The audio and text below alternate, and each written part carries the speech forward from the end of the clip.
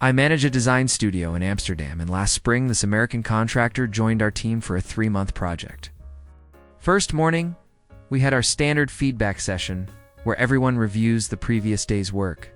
He presented his mock-ups, and I told him the color palette felt dated and the typography needed work. Simple observations, right? He went completely silent, packed up his laptop, and didn't speak to anyone for 2 hours. Later, he pulled me aside and asked if he'd done something to offend me personally. I said no, I was just giving feedback on the work. He looked at me like I'd slapped him and said, "Back home, we build people up before we give criticism. It's called being professional." I told him this was the professional approach here. He spent the next week prefacing every comment with, "I don't mean to be rude," but like he was defusing a bomb. The Dutch junior designer finally asked him why he kept apologizing, and he said he was trying to be respectful. She laughed and said, "You're wasting everyone's time with all that padding." He looked genuinely hurt. My cousin works at a law firm in Copenhagen. An American associate transferred in for 6 months, excited about Nordic work culture. Her first case review, the senior partner told her the brief was disorganized and missed 3 key precedents. She teared up at her desk. My cousin asked if she was all right, and she said, "I've never been spoken to like that by a supervisor." In the US, managers have to document progressive discipline before being that harsh. My cousin explained that wasn't harshness, just directness. The American said, "Where I'm from, you're supposed to find something positive to say first." She started bringing boxes of pastries to every meeting, like she was trying to cushion future feedback with carbohydrates. I'm a software developer in Berlin, and we hired an American programmer who kept asking for touch-base meetings to check the temperature on his performance. After the 3rd request in 2 weeks, my team lead said, "If your work has problems, I'll tell you immediately. Otherwise, assume you're fine." The American looked panicked and said, "But how will I know if I'm meeting expectations?" My colleague said, "You'll know if you're not." The guy started keeping a spreadsheet of every task with notes on potential criticisms. Like he was preparing for a trial. I teach at a university in Stockholm, and we had an American exchange professor for a semester. After her first lecture, 3 students submitted detailed written feedback about pacing and slide readability.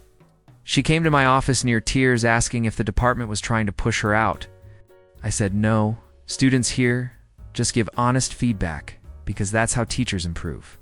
She said, "In America, you'd never tell a professor their slides were hard to read. That's incredibly disrespectful." I showed her my own feedback from last term, which included comments like, "Speaks too quietly and examples are boring." She stared at it and said, "Don't you feel demoralized?" I told her it was useful information. She said, "Back home, we have formal evaluation processes with HR oversight to protect against hostility." Explained this wasn't hostility, just students helping her teach better. She started putting "How am I doing?" slides at the end of every lecture with smiley face rating scales. The students ignored them completely and kept submitting the same direct written notes. She told colleagues she felt under attack, requested a meeting with the dean about creating a more supportive environment. The dean read the feedback and said it looked standard. She asked if there was an appeals process. My brother runs a consulting firm in Zurich. An American client hired them for a market analysis. First presentation, my brother told him the business model had fundamental flaws and the target demographic was wrong. The American went silent, then said his team back in Boston had spent 8 months developing this model. My brother said that didn't make it viable. The American said, "I think there's been a cultural miscommunication here. In the States, consultants provide strategic recommendations, not criticism." My brother said the recommendation was to abandon this approach. The American looked at his laptop and said, "Is there someone else I could work with? Someone more solutions-oriented?" My brother explained he was being solutions-oriented by preventing a costly failure. The American said, "I need a consultant who believes in my vision and helps me refine it, not tears it down," he started asking for. Positive framing workshops where the team would explore opportunities within the existing framework instead of focusing on obstacles. Brother told him that would be a waste of money. The American said, "Back home, good consultants are partners who champion your success." He hired a different firm that told him what he wanted to hear. 6 months later, the product launch failed exactly how my brother predicted. The American sent an email saying the Swiss firm should have been more persuasive about the risks. My brother didn't respond. I work at a publishing house in Oslo. We had an American author whose manuscript needed substantial revisions. Our editor sent detailed notes explaining that the middle section dragged. 2 characters were underdeveloped, and the ending felt rushed. The author replied with a 6-paragraph email about how devastating the feedback was, and how she'd never received such harsh criticism from her US editors. She said, "In America, editors collaborate with authors to find the heart of the story. They don't just list everything wrong." Our editor called her and said the notes were meant to help her improve the manuscript before publication. The author said, "But you didn't say anything you liked about it." The editor said, "I assumed you knew we liked it overall since we're publishing it." "These notes are about making it better," the author said. "I need encouragement to do my best work. I need to know what I'm doing right." She asked if she could work with a different editor, someone more nurturing. The publisher assigned a senior editor who opened the next call with 5 minutes of compliments, before giving identical revision notes. The author seemed satisfied with this approach. The book came out fine, but she told American journalist friends that Norwegian editors were cold and discouraging. My colleague saw the interview and said we published her book. How is that discouraging? I'm a graphic designer in Helsinki, and our agency took on an American startup as a client. After the first round of concepts, our creative director told them the logo was too generic, and the color scheme wouldn't work for their target market. The American CEO said, "I love how direct Europeans are, but I think we're missing the collaborative spirit here." She asked if we could do a brainstorming session where everyone shares what they like about each concept before discussing changes. Our director said that would waste 2 hours. The CEO said, "In the US, we value psychological safety in creative partnerships. People do better work when they feel supported." She sent articles about feedback, culture, and design thinking workshops to the whole team. Our director replied with a revised invoice, charging for the extra meeting time. The CEO said, "I don't think you understand that relationship building is part of the creative process." She started every email with 3 compliments about the agency before stating any concerns. Our junior designer asked why she was doing that, and she said, "It's called the feedback sandwich. You soften the criticism with positivity," the designer said. "Just tell us what's wrong so we can fix it." The CEO looked uncomfortable and said, "That approach would destroy morale on my team." The project took 3 weeks longer than necessary because she kept scheduling alignment meetings to make sure everyone felt heard. When we delivered the final logo, she said, "This is exactly what I wanted." But the process was emotionally exhausting. Our director said the process was only exhausting because she kept adding unnecessary steps. She didn't hire us again. I own a restaurant in Rotterdam, and an American food blogger came in for a review meal. After the appetizer, I stopped by the table to ask how everything was. She said the dish was interesting, but the sauce was too salty for her preference. I thanked her for letting me know and told the chef to adjust the seasoning on her main course. She looked alarmed and said, "Oh no, I didn't mean you should change anything. I was just sharing my thoughts." I said, "We always want to know if something's not right." She said, "In America, it's rude to complain unless something's really wrong." I would never send food back. I told her she didn't send it back. She just gave feedback so we could improve. She said, "But now, I feel like I've insulted your chef." I explained that the chef would rather know than have her eat something she didn't enjoy. She spent the rest of the meal overpraising everything, saying the bread was transcendent and the water was perfectly chilled. When I brought the check, she apologized again for mentioning the sauce and left a 40% tip. My server asked why she tipped so much, and I said she was trying to make up for being honest. The review came out and said the food was divine, with no mention of the sauce. A Dutch regular read it and said, "That doesn't sound like her real opinion." It wasn't. My sister manages a coffee shop in Brussels, and an American customer ordered a cappuccino. When she brought it, he took a sip and said it was excellent. My sister said thanks and walked away. He called her back and asked if there was a comment card or online survey. She said no, we just talk to customers directly if there's an issue. He said, "But how do you track satisfaction metrics?" She said, "If someone doesn't like something, they tell us immediately." He looked confused and said, "In the US, we have structured feedback systems so customers can share their experience constructively."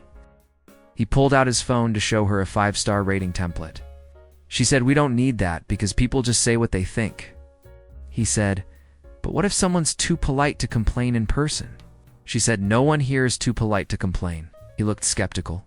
The next week, he came back with printed feedback cards he'd designed himself, offering to leave them at the counter for other customers. My sister declined.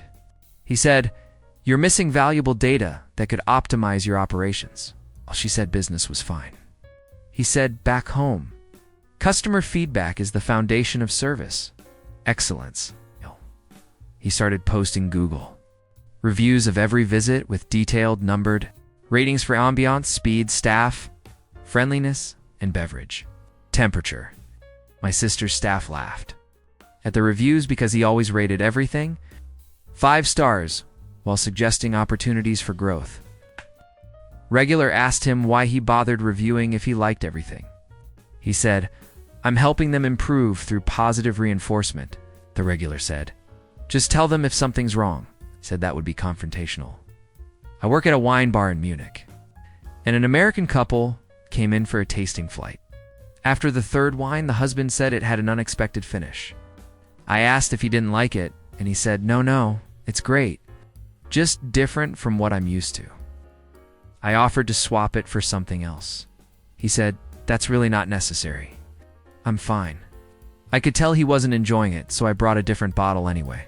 He looked mortified and said, "I don't want to cause trouble." Said it wasn't trouble, just different wine.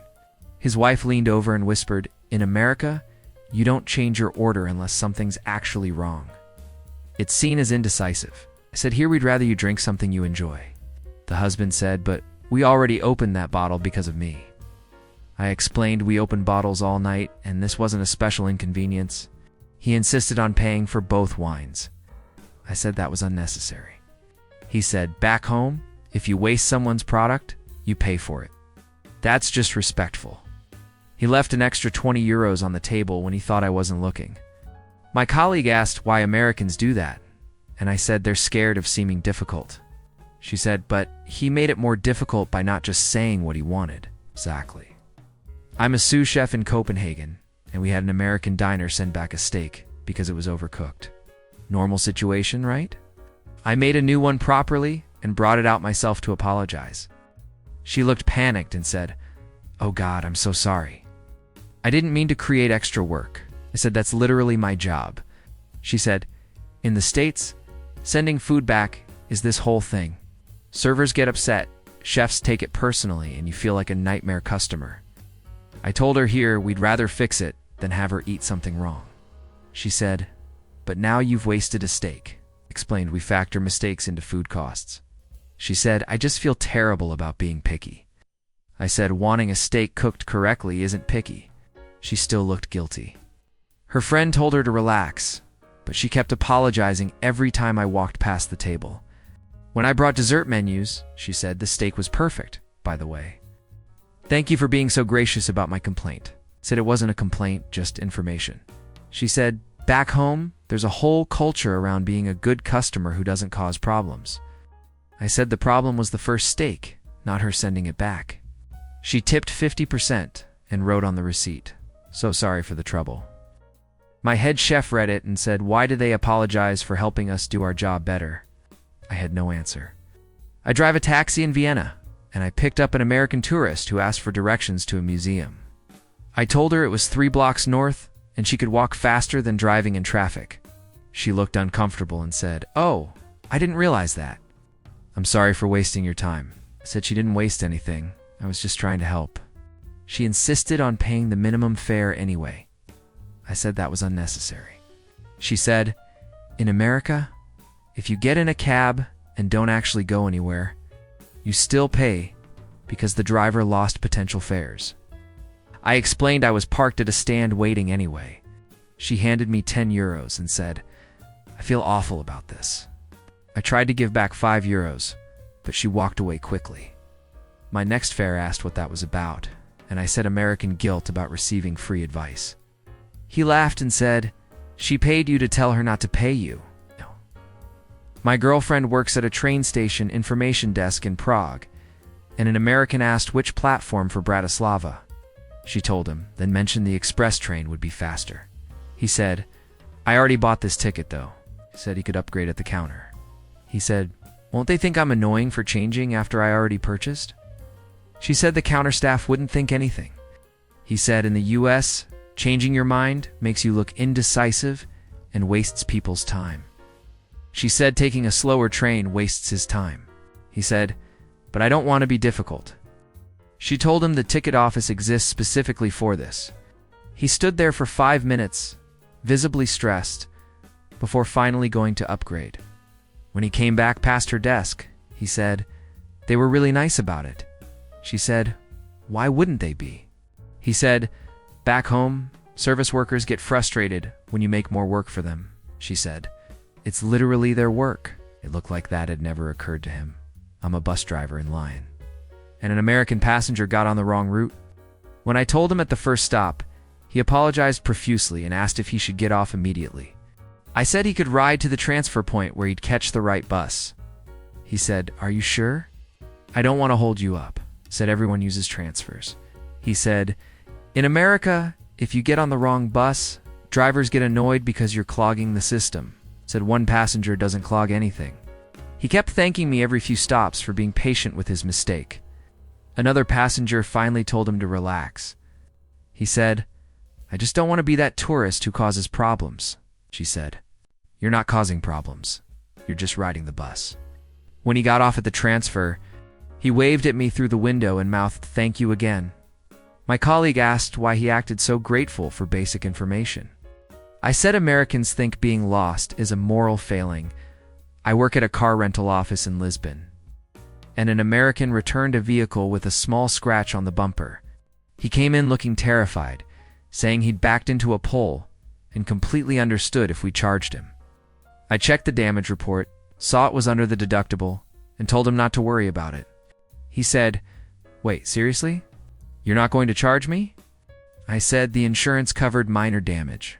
He said, "In the US, rental companies charge you for everything, even scratches that were already there." I showed him the pre-rental inspection photos that documented existing scratches. He said, "You actually keep those?" American companies just assume any damage is your fault. I explained we photograph every car specifically to avoid that. He looked stunned and said, "This is the most reasonable rental experience I've ever had." I said this was standard. He said, "Back home, returning a car with damage is this whole nightmare of arguing and unexpected charges." I told him that sounded exhausting. He said, "It is, so everyone spends 20 minutes inspecting and photographing the car before leaving the lot." I said, "We do that for you." He asked if he could tip me for being fair. I said I was just doing my job. He left a 5-star review mentioning how surprisingly honest we were. My manager read it and said, "Why is honesty surprising?" Because apparently where he's from, it's not the default. I run a bookshop in Edinburgh, and an American customer asked if we had a suggestion box. I said no, but she could tell me directly if she had thoughts.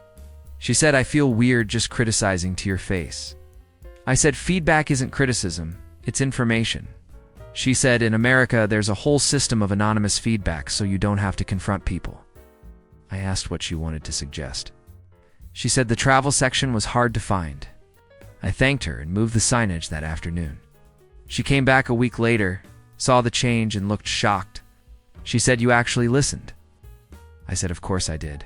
She said, "Back home, suggestion boxes exist so customers feel heard, not because anyone actually reads them." I told her that seemed pointless. She said, "It's about managing expectations and protecting staff from direct confrontation." I said I'd rather know what's wrong and fix it. She said that was refreshing but would never work in the States because people would abuse the directness. I asked how. She couldn't really explain, just said it would create conflict. I think she meant it would create honesty, which apparently feels like conflict when you're not used to it. People spend so much energy trying not to offend that they forget honest feedback is a gift. If something's wrong and no one tells you, how do you improve? Americans seem to think directness is aggression, when really, making someone eat a salty dish or sit through a bad presentation because you're too polite to speak up, that's the actual disrespect. We're not being harsh. We're just not wasting time.